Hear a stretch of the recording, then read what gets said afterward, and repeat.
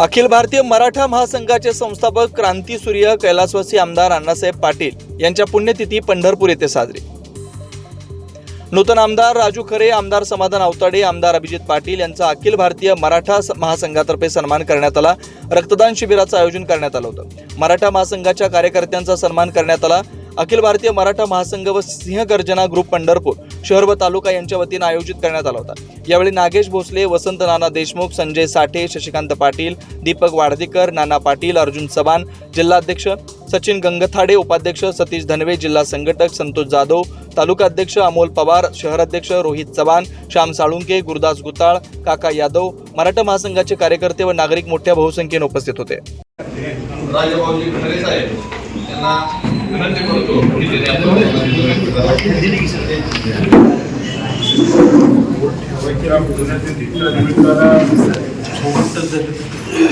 पंढरपूर शहरामध्ये माझे मित्र अर्जुनराव चव्हाण, सरकारी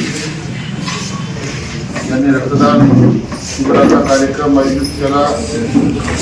तसेच माड्यामधून अभिजित बाबा पाटील व मोहोळमधून मी स्वतः, पंढरपूरमधून समाधानदादा आवताडे असे 3 आमदार निवडून आल्याबद्दल त्यांचाही सत्कार ठेवला। या सत्काराला उपस्थित पंढरपूर नगरपालिकेचे माजी नगराध्यक्ष नागेश भोसले, आमचे नेते माझे मित्र दीपक वाडदेकर, आता सर्व व्यक्तींची मार्गदर्शन झालं।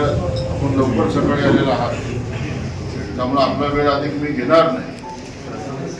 परंतु अण्णासाहेबांची जे पुण्यतिथी साजरी करत असतात, त्यांच्या त्यागाचं, त्यांच्या बलिदानाची येणाऱ्या या चळवळीमध्ये आपल्या कार्यकर्त्याला हमेशा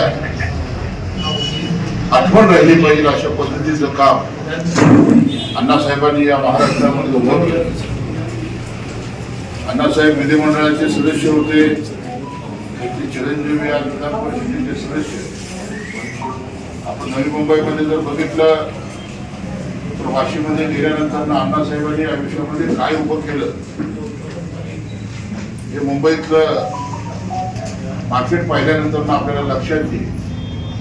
आज घनसोली असेल, ऐरोली असेल, नवी मुंबईमधले कित्येक उपनगर असे आहेत की माथाडी कामगारांच्या लोकांना राहण्यासाठी सरकारकडून त्या कायद्याद्वारे उपलब्ध झाली। अशी लाखो कामगारांना अण्णासाहेबांनी रोजीरोटी उपलब्ध करून दिली। 2 दिवसापूर्वी ज्यावेळेला विधिमंडळामध्ये विधेयक पास करायची वेळ आली, त्यावेळेला माथाडी कायद्याच्या अधिनियमामध्ये काही बदल करून विधेयक संमत करण्यात आलं। त्यावेळेला त्या विधेयकाच्या बोलण्यासाठी मी आम्हाला सांगितलं की आम्हाला तुम्ही बोला, तुम्ही कारखाने चालवता, 1-2 त्यामुळे कामगारांचे तुमचे निकटचे संबंध आहेत, त्यामुळे तुम्ही ह्या कायद्यावरती बोला। त्यानंतर शेवटच्या क्षणाला ते बोलले। माझा सांगण्याचा उद्देश एकच आहे की आता आम्हाला म्हणाले की भाषणामधून तुम्ही ऐकलं, लढाई ही पंढरपूर शहरातून चालू झाली आणि महाराष्ट्राच्या विधानसभेने आज आम्हाला लढाई करावी लागली। आमदार जरी आम्ही निवडून गेलो तर समाजाबद्दल असणारी एक आमची भावना आहे। समाज ज्या अपेक्षेने आमच्याकडे पाहतो ते आमचे आमदार विधिमंडळात गेले त्यावेळेला आमची भूमिका तिथं आमदार म्हणून आम्ही अत्यंत कौशल्याने पणाला लावून सकाळी 11ला हाऊस चालू झालं तर संध्याकाळी हाऊस संपतं आणि संध्याकाळी हाऊस संपल्यानंतर पूर्ण वेळ हाऊस मधून आम्ही हलत नाही। दीपकराव कधी कुठल्या मंत्र्यालाही भेटेल आम्ही जातो, कारण काय की हाऊसमध्ये तुम्ही राहिला तर विधिमंडळाचे कायदे कानून, विधिमंडळाची प्रथा परंपरा ही तुम्हाला शिकायला मिळत आणि पाशवी बहुमताच्या जोरावरती सरकार विरोधकांचा आवाज दडपू पाहतो। आणि अशा वेळेला संसदीय आयुक्ताचा वापर करून पंढरपुरातले प्रश्न असतील, मोहोळचे प्रश्न असतील, माड्याचे प्रश्न असतील, आमच्या बरोबर मी आहे, आबा आहे, समाधानदाराची थोडी अडचण आहे, कारण ते सत्ताधारी पक्षाकडचे आहे, तर आम्हाला कुठली अडचण नाही। आणि आमच्या बरोबर जानकर आहेत, नारायण पाटील आहेत, ते सगळे आम्ही बाबासाहेब आहेत, बाबासाहेब थोडे फटकून राहतात आमच्याबरोबर. त्यांना फारच मोठा आहे. बहुजन समाजाचे, धनगर समाजाचे नेते होते, तुम्ही ब्राह्मण समाजाचे नेते आहात. पंढरपूर शहरामध्ये माझा बाप टांगा चालवायचा. एक टांगेवाल्याचा मुलगा महाराष्ट्राच्या विधानसभेत आमदार म्हणून गेलेला वसंतांना काय लोकांना तर स्वीकार करत नाही, पण मोठं करत नाही.